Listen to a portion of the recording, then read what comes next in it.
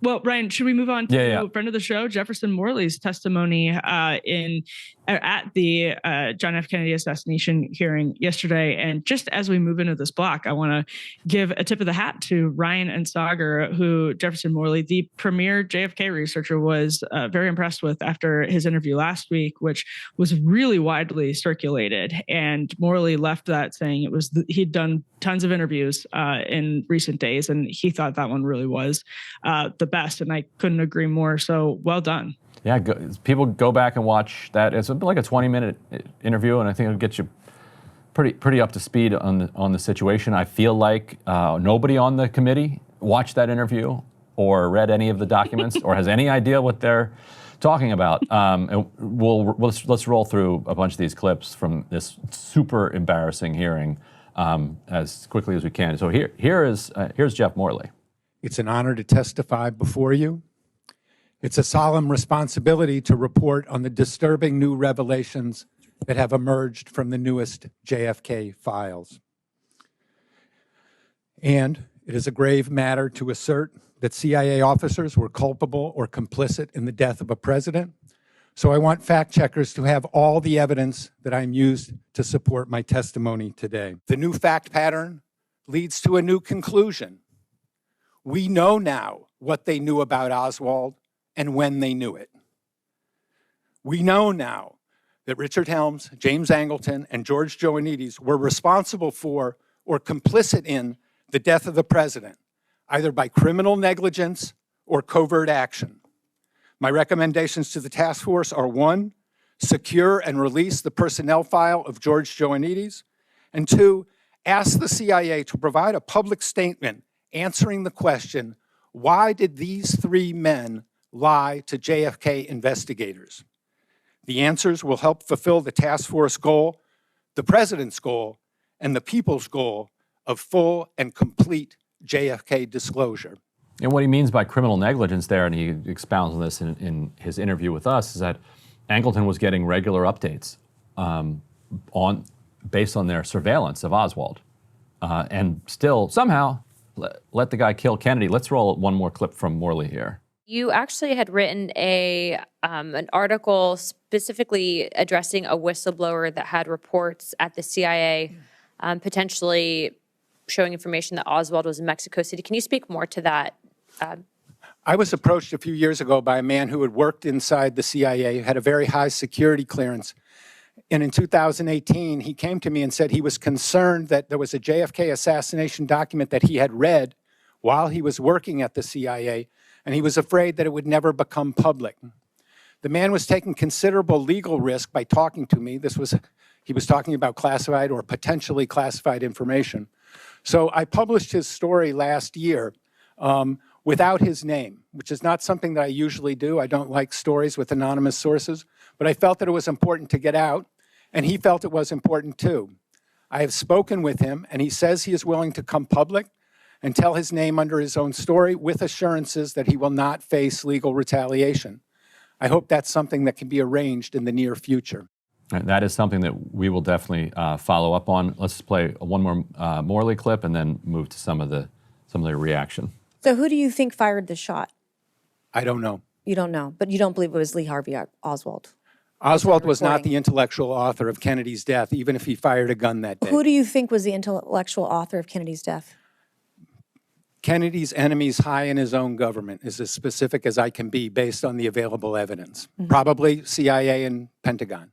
And now, so here's Jasmine Crockett and Lauren Boebert embarrass themselves in a different way. I think Crockett's is more embarrassing for what it says about the Democratic Party, that it now feels itself to be in a genuine coalition with the CIA, such that even when the CIA is being criticized for something that happened 60 plus years ago, they feel like they need to leap to the agency's defense.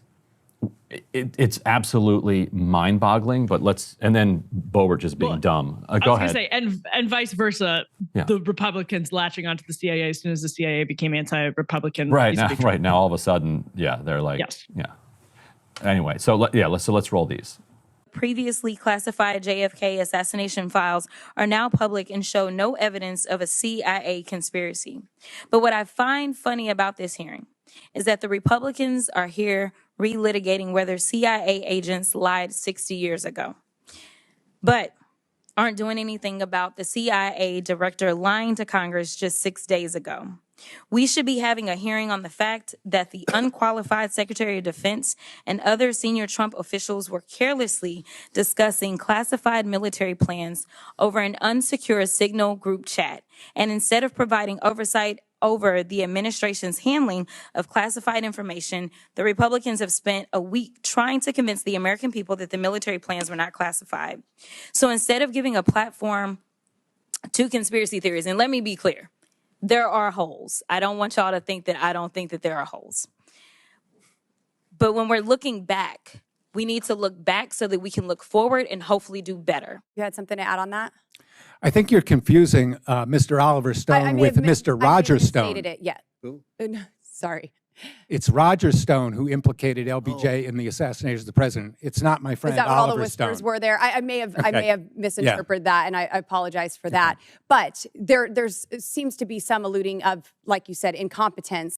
Quite a misinterpretation. And then she talks about incompetence right after that. She was asking Oliver Stone about his theory that LBJ had been behind the assassination, and Oliver Stone was confused because he was saying LBJ may have had knowledge of or complicity in the Warren Commission, adding Alan Dulles to the Warren Commission, but LBJ, he's like, I've never said that. And Jeff put the pieces together and said, oh, I think you're confusing him with Roger Stone, which is somewhat hilarious. And if you weren't watching, if you were just listening to the clip of Jasmine Crockett, you could see Oliver Stone with his head buried in his hands. So she was doing this like brain dead analysis of like the Signal chat being somehow relevant to even bring up in this. I mean, it was just pathetic. And what I want to know is who wrote that. Staffers write these questions almost all the time. What I want to know is who wrote that question. Was this a leadership staffer? Was it a committee staffer? Was this? Because I don't think it would be somebody from Crockett's office, because I think somebody from Crockett's office would have better political instincts than that. And in fact, what's so revealing about that clip is that you can see, tell me if I'm analyzing this wrong, you can see Crockett's own political instincts kick in as she's getting to the end of her own question, where she's like, oh my God, I just called these folks at this hearing conspiracy theorists talking about the Kennedy assassination when everyone in this country believes that a conspiracy was behind. People have different theories about which conspiracy, but everyone thinks that some type of conspiracy was involved in killing Kennedy. And I just mocked that because Democrats are just so ready to instantly shoot first at any conspiracy and then ask questions later about whether or not it's true. And you can see her mind where she's like, oh God, that was stupid. And so then she puts the question down that was written for her and says, not that I'm saying there aren't holes. There are holes. There are definitely holes. So, and she even used the word platform, which is like a classic kind of, mid 2010s Democratic phrase. We're here platforming conspiracy theorists. And that's when her mind was like, did I just say we're platforming conspiracy theorists in relation to the literal one conspiracy that everyone in America believes should be platformed? Yep. And talking to, like, say what you want about Oliver Stone, he's a fascinating guy. Jefferson Morley is a very, very sober journalist who's covering this, and he's not going to say more than the fact pattern will allow him to, and the documents and almost exclusively on the record sources will allow him to. But she seemed to catch herself. But to me, the whole thing was revealing of how woven now the Democratic Party is to the CIA and to the deep state, that they feel like they even need to defend Alan Dulles. Right. Who Democrats for Dulles. Who, like, if they exhumed him, he'd like put them in the grave if he had a chance. Yes, he would deport all of the students. Yes, sure he would. He'd be and so would his brother. And so would Angleton, who was like handling the Israel file. Yeah. Well, no, if Jasmine Crockett's political instincts were truly legendary, she would have known that this hearing was coming up, and Democrats in general would be trying to take this issue off the table for Republicans. I mean, it was Republicans for a very long time who were on the wrong side of this, and for Democrats, they could be out there saying Democrats have a long, proud history of trying to shed light on what happened to this Democratic president, a Democratic standard bearer, and we absolutely are just as eager as our Republican counterparts, if not more eager, to get to the bottom of it and ask really smart, insightful, savvy questions. But they did not do that yesterday. They used it as a sort of culture war platform to go after Signalgate and align themselves with the actual deep state CIA intelligence apparatus. It was really unfortunate. Although I think, Ryan, one of the reasons I was excited for this hearing is that Morley and Oliver Stone have had a couple of weeks to digest this insane volume of new information, which is, I mean, it's going to take very long time to put all of these puzzle pieces together. But they've done the Lord's work. Morley has done the Lord's work trying to piece this puzzle together quickly, and his voluminous knowledge of the case has allowed him to do that. So all of that said, to see these things being aired in the halls of Congress, I still thought was really powerful. I mean, we have Twitter now, and we've seen some of this play out in real time, but Oliver Stone's 1992 congressional testimony was critical. I mean, it took a long time for the country to catch up, but looking back, it proved to be a really important point because there was legislation that came out of Congress that led to declassifications. And so I thought that it was really important. Yeah, it was. Yeah.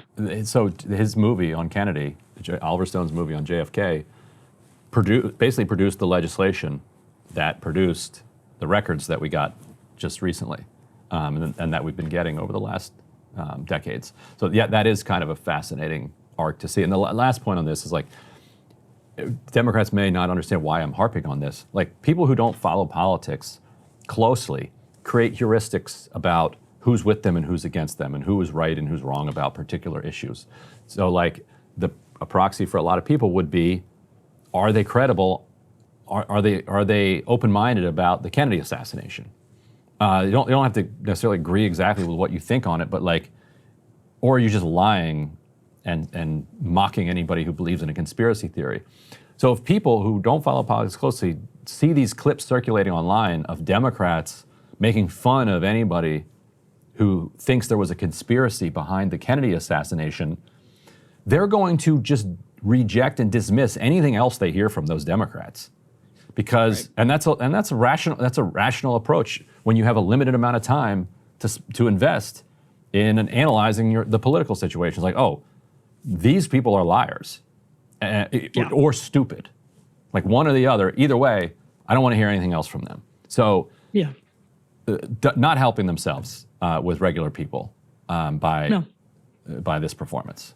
Needlessly so. It's just so easy for Democrats to don't be afraid of Alan Dulles anymore. He's gone. It's crazy. He's gone. No reason. I mean, Ryan, maybe there is something substantive about their ties now to CIA world and Intel world, meaning that they don't think the sort of cost benefit makes sense for them to start going in on the CIA, because the CIA still obviously does not want a lot of these pieces to be put together. It doesn't want to see the puzzle come together. So maybe this is actually not just they need to get over politics, but yeah. Anyway, hope you had a good time in Wisconsin. Thank you for joining us from all the way out there. Very much appreciated. See you back here. We'll do a Friday show again.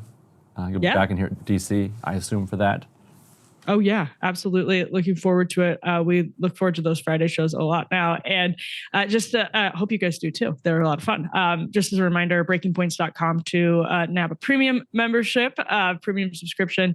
Appreciate everyone tuning in. Thanks for letting me zoom in here, Ryan. All right. And we'll see you on Friday. Hey, if you liked that video, don't forget to hit the like button and subscribe to Breaking Points. If you want to see the rest of Counterpoints, go to breakingpoints.com to become a premium member and get the full uncut show every morning in your inbox and on Spotify.